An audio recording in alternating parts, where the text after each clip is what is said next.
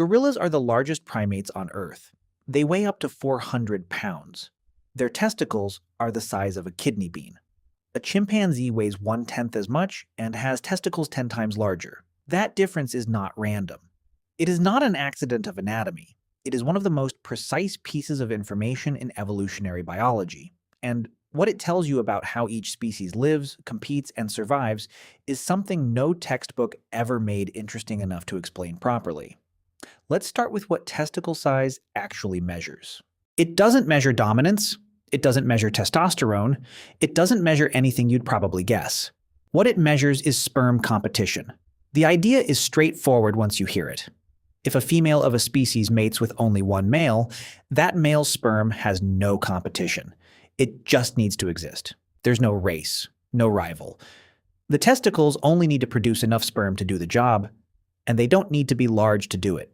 But if a female of a species mates with multiple males in a short window of time, something different happens. Now the sperm of 2 or 3 or 4 males are all inside the same female simultaneously, all racing toward the same egg. Suddenly sperm production is the competition.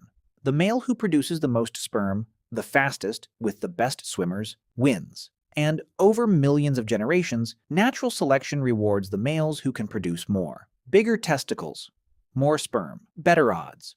Testicle size in this framing is a direct fossil record of a species' mating history, not what they do now. What they did for millions of years. What shaped them. Now look at the gorilla. A male gorilla lives in a group with several females and no other adult males. He is the only option. There is no competition, his sperm does not need to race anyone.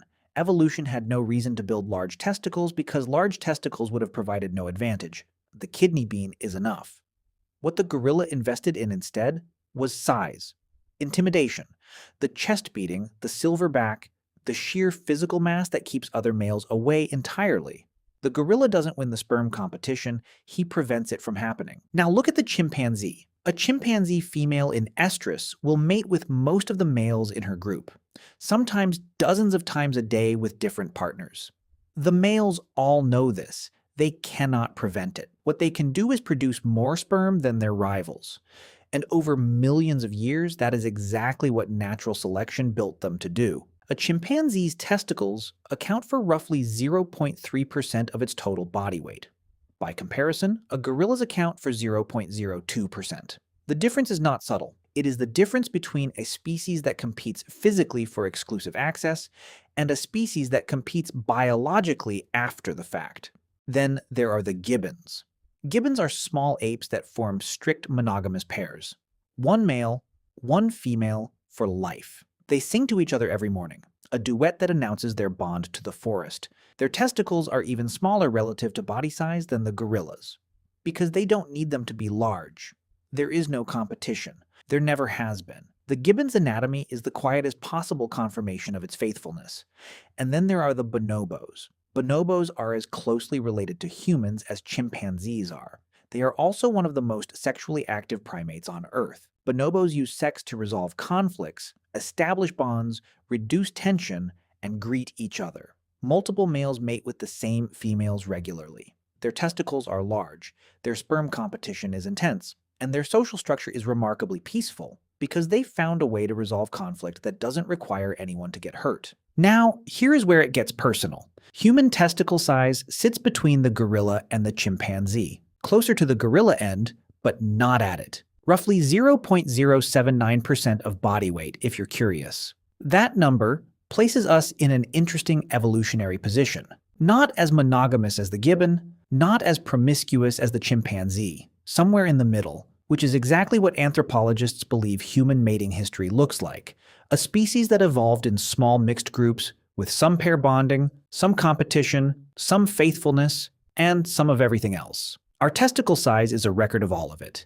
Every mating pattern across millions of years, averaged out and written into anatomy. But the story doesn't stop at species-level comparisons. In 2013, a team of researchers at Emory University published a study measuring testicle size in 70 human fathers using MRI scans, then observing how involved each father was in childcare. Bathing the child, feeding it, changing it, soothing it when it cried. The results were striking. Men with smaller testicles were consistently more involved in direct childcare. The correlation held even after controlling for age, income, relationship length, and how many children they had. The researchers were careful about what they concluded. Correlation is not causation. Testicle size doesn't determine behavior. The relationship likely runs through testosterone. Smaller testicles tend to produce less testosterone, and lower testosterone in fathers has been repeatedly linked to higher paternal investment across many species. But the underlying logic traces back to the same evolutionary trade-off.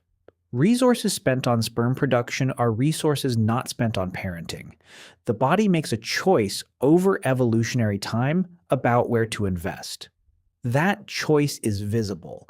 It's sitting there in the data. This is what makes evolutionary biology uncomfortable in the best possible way. The body doesn't lie about its history the way a person can. It keeps the receipts. Every trade-off, every pressure, every million years of selection is written somewhere in the anatomy, waiting for someone to read it correctly. You are not just a mind navigating a social world. You are a body shaped by an evolutionary history you didn't choose, making predictions and trade-offs that were baked in long before you were born. Your anatomy is an argument your ancestors made, generation by generation, about the best way to survive and reproduce in the world they lived in. The gorilla made one argument, the chimpanzee made another, the gibbon made a third. You are somewhere in the middle. And what sits in the middle of that scale is not a flaw or a virtue. It is a history, a long, complicated, unresolved negotiation between competition and commitment, between fighting for access and investing in what you already have. We like to think of ourselves as something above all that, something that chose its nature deliberately, something that decided what kind of animal to be. The anatomy suggests we are still deciding.